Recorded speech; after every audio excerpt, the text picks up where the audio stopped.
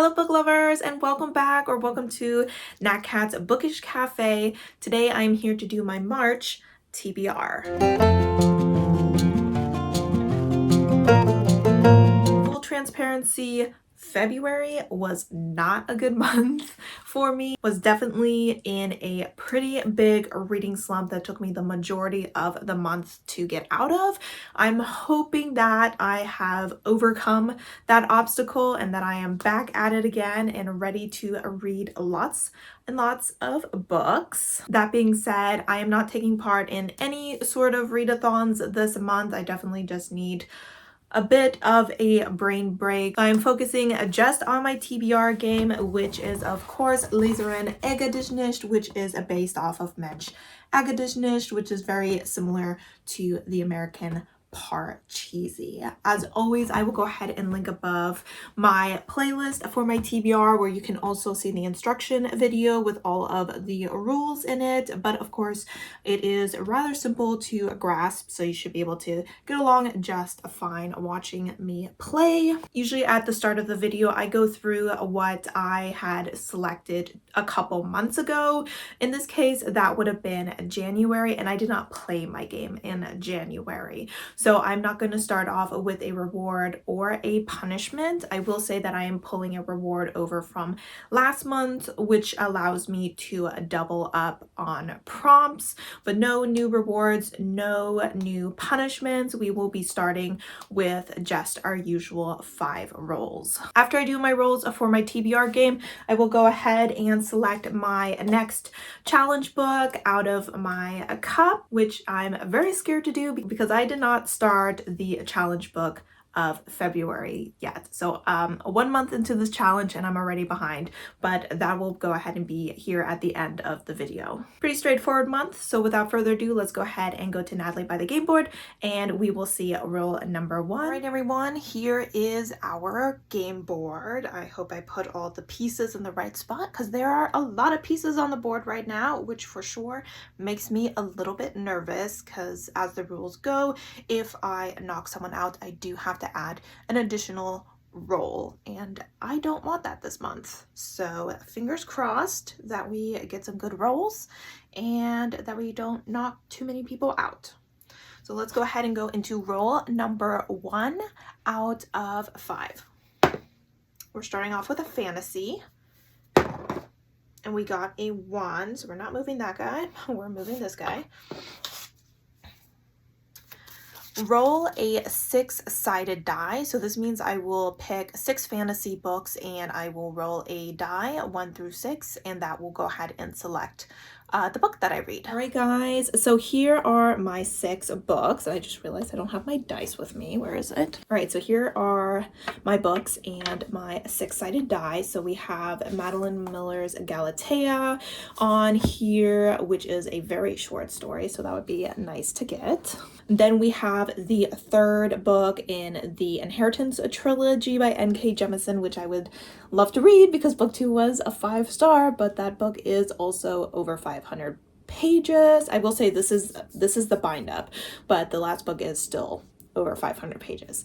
This represents The Daughter of No Worlds, I believe it's called, and I have to read this month because I am doing a vlog that features it. It's at the library right now, so I'm still waiting to have that available to me, but that's what that is. Then we have 2 books that were on my spring TBR. We have Master of One, and then we have Strange the Dreamer, and then we have The Dark Rise by C.S. Pacat, and this would be a reread because I need to reread this in order to get to book 2. So it would be best if I got a 3. It would probably be worse if I got a 2. So let's see where should I roll where you can see it. I think you might be able to see it if I roll here. It's kind of a really small, awkward place. Okay, so God.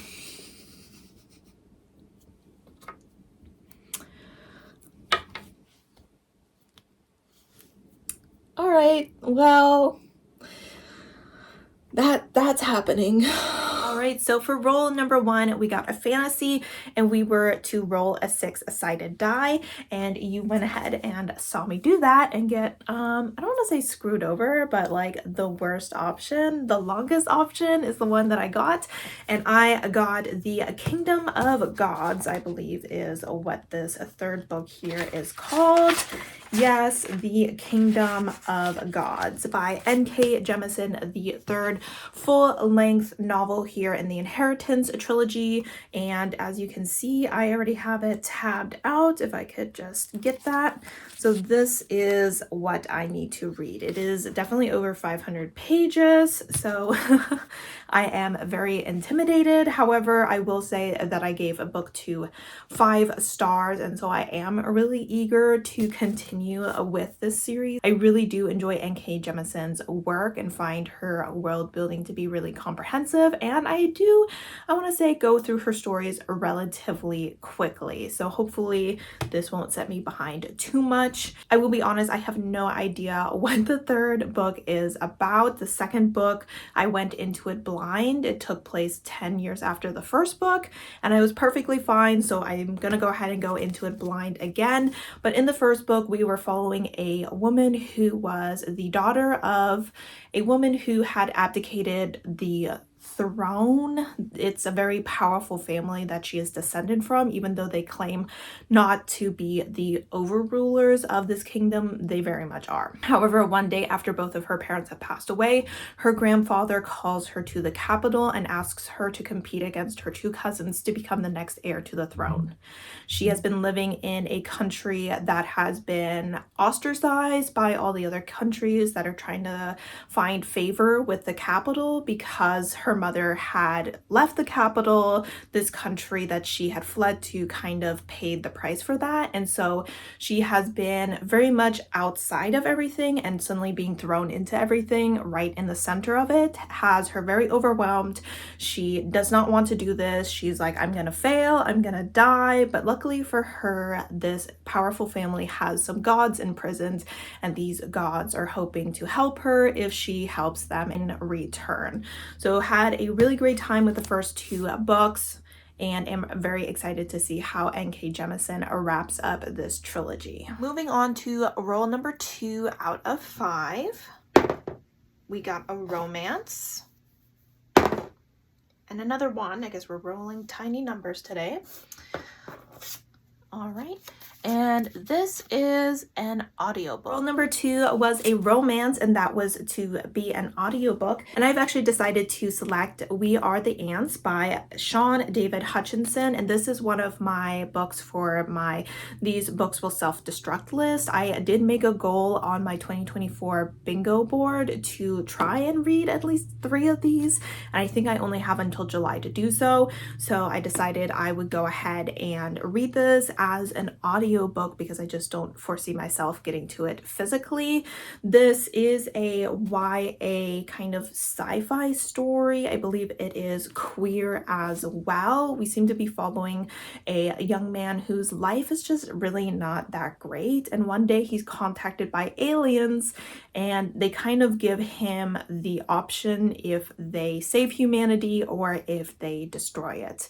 It is listed as a romance, so I'm assuming that along the way he maybe meets someone, falls for them, and kind of restores his faith in humanity. It sounds like a really interesting concept. It's just a book I've overlooked time and time again, but I am hoping that the audiobook will actually help me get through it. On to roll 3 out of 5. Another romance. This is a 6, so I gotta take someone out. 1, 2, 3, 4, 5, 6. Just making sure he's not knocking out his own buddy. Come here. Oh, that's nice. This is going to be a mood read. Roll number 3 is a romance, and I got lucky and got a mood read. And for this one, I am going to be reading The God of Good Looks by Brianna McIver. This is a book that I am reading for a vlog idea. There are 3 books on this TBR for that. I will not tell you which ones they are. You will figure out towards the end of the month. I think it'll probably take me the majority of the month to get through these. But this This is a book that I know very little about. In fact, before I came across it on another channel, I had never heard of it, but I was very intrigued by the cover. It is a very beautiful cover. And this book takes place in Trinidad, and we seem to be following a young woman who really wants to become a writer, but after she has an affair with a political figure that is brought out as a scandal, her life is kind of turned upside down, and all her opportunities to become a writer are kind of swept away with that scandal, until one day a man who is kind of known for being a tyrant within the beauty industry allows her to come work for him. And I'm not sure if it is a romance between these two. It is listed as a romance. It just seems like we are following a woman who is trying to rebuild her life, but her past keeps coming back to try to tear it all down. So I am really intrigued to see what I end up thinking about this book. I really have only heard one person talk about it. If you have read it, I would love to know what you think down below. Moving on to roll 4 out of 5, a contemporary, and a 4. Okay, wait. 1, 2, 3, 4. 1, 2. So either way, I have to knock someone out. Let's go ahead and knock this guy out. So 1, 2, 3, 4. That means I have to do 6 rolls. And this contemporary has to be a novella. Roll number 4 was a contemporary, and that is to be a novella. I'm not a huge novella person, so this book I believe is around 260 something pages. So if your definition of a novella is under 250, this is close enough.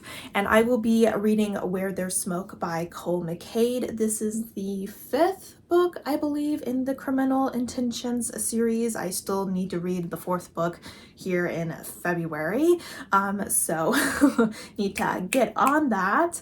But in this series, we are following Malcolm and Sanjay, and both of them are homicide detectives for the Baltimore Police Department.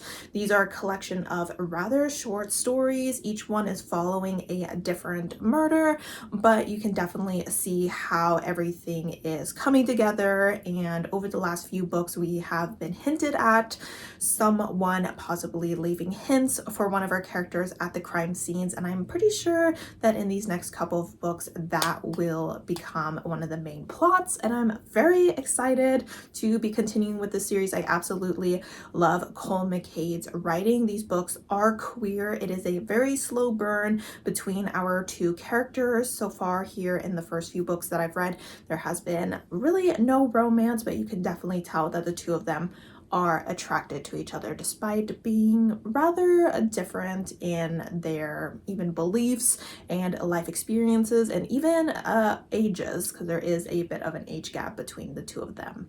But I'm super excited to go ahead and continue this series. It is available on KU, and I believe my KU subscription ends on the 11th, so this is probably going to be one of the first books of the month that I read. All right, and we are moving on to roll number 5 out of 6 now, and we're getting another romance, and we have a 4. This is 1, 2, 3.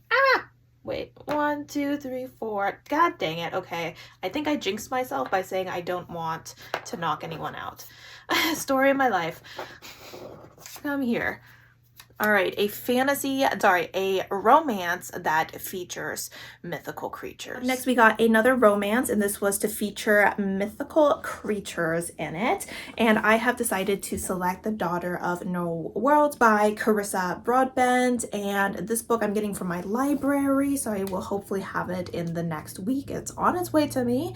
And this is a fantasy romance that a lot of people have been talking about. I did do a little bit of research, and it does look like this one has at least some sort of mythical creatures throughout it. We seem to be following a woman who was a slave, and when she tried to buy her way out of slavery, her owner did not react very well, and she ends up killing him to run away. And then she joins some sort of magical order in hopes of learning magic, maybe so that she can bring an end to slavery, because that should always be the goal. And this order goes ahead and sets her up with a fighter of theirs who is to train her. He seems very reluctant to do this, but I hear that gradually it turns into a friendship and then something more. And I do really enjoy when a relationship becomes a friendship before it becomes a romantic relationship. It's just a pacing format that I really enjoy. I also hear that this is one of those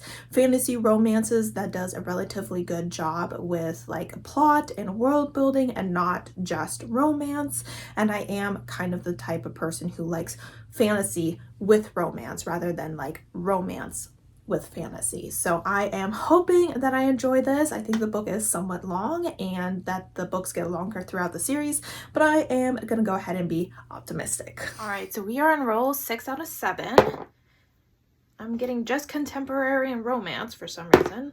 A 6, so I got to take someone out. 1, 2, 3, 4, 5, 6.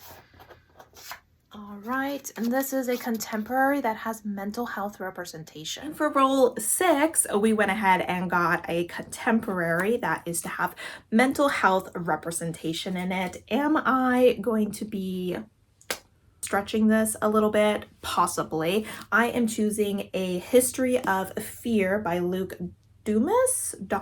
I'm not quite sure how to pronounce that. As you can tell, this is a library book. My mom is currently reading it because when I told her what it was about, she was like, I don't like the book I'm reading right now. I don't read that. And I was like, okay. But hopefully she's done with it by the time I need to get around to it. But I honestly have no idea if this is a historical setting or if it's set partially in the past and partially in the present or all in the present. I'm not sure. I'm putting it as contemporary because I need to put it on this TBR. And if I'm wrong, too bad. In this book, we seem to be following a situation where a seemingly innocent young man suddenly murders someone and says the devil made him do it. We seem to be following an investigation of this after he is found hung in his cell, and they are finding some documents that are promising answers. I have heard relatively good things about this book, and the concept is very intriguing to me. It's also not super duper long.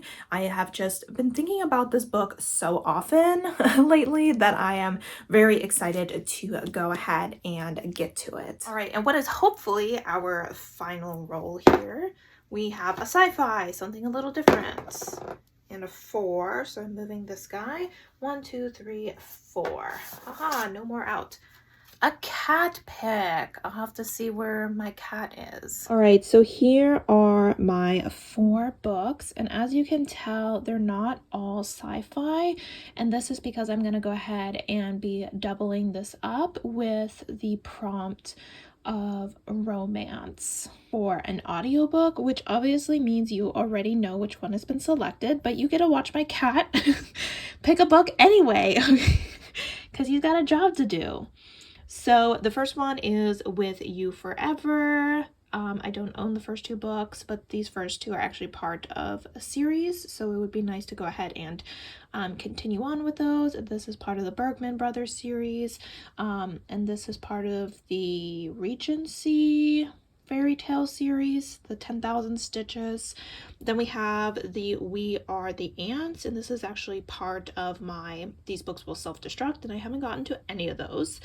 So I went ahead and put that there. And then the last one is Wolf Song, and that would be a reread, but I have been kind of interested in checking those out via audiobook. So I went ahead and plopped that on there. So I will get some kitty food and wake my cat up because he's sleeping right now, but he woke me up at 4:30 this morning, so I don't feel bad about waking him up. And he'll pick a book for us.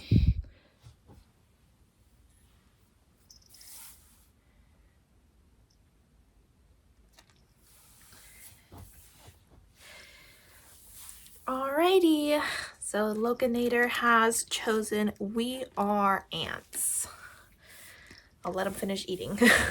All right, and we finally got to our final role, and that was to read a sci-fi, and it was a cat pick, and you will have seen already that my cat has selected a book and that I have gone ahead and used my double up reward. So the double up reward is gonna go ahead and be put away for now until I've gone through all my rewards and need to restart. But as you can see, I went ahead and used We Are the Ants by Sean David Hutchinson once again for this.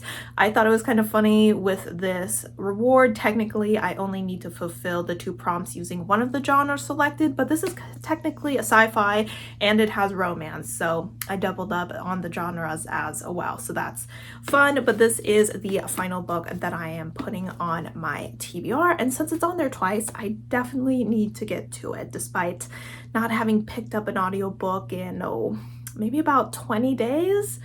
Yeah, I'm definitely still in an audiobook slump, but maybe this can get me out of it. All right, so before we go ahead and select my challenge book, I do have one more book that I need to add to this because I am gonna go ahead and try and take a part in Bailey's book club. I will go ahead and have her announcement video for the next 3 months, March, April, and May, I believe, listed down below if you would like to join. This month's selection is Not So Perfect Strangers by L.S. Stratton. This is a book that I have been eyeballing for a while, so when I saw that it was being read for this book club, I was like, let me pick that up. I will probably go ahead and pick it up as an audiobook, seeing how many physical books I have to get through this month.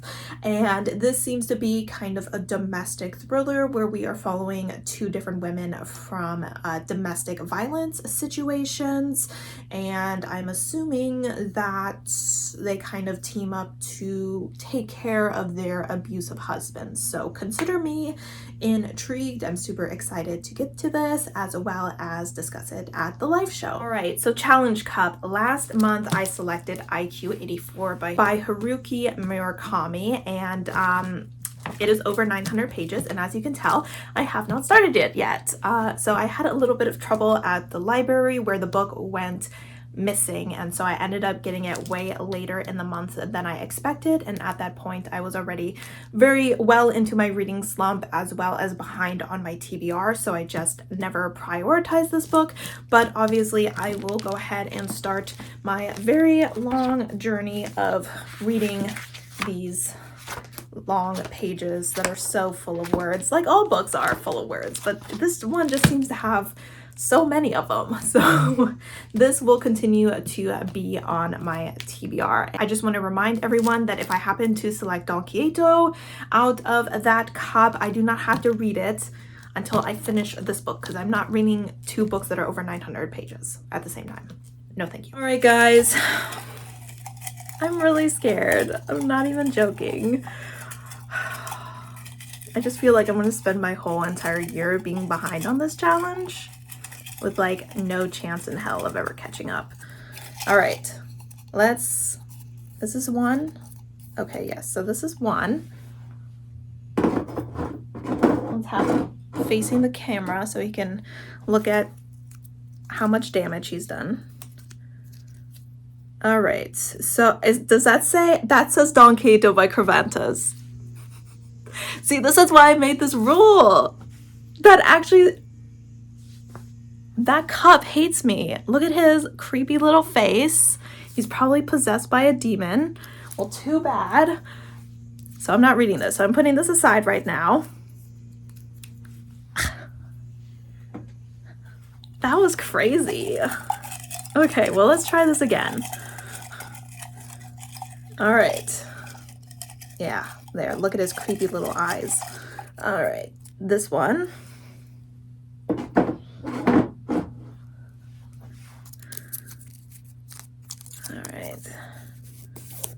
What does that say? I can't read that.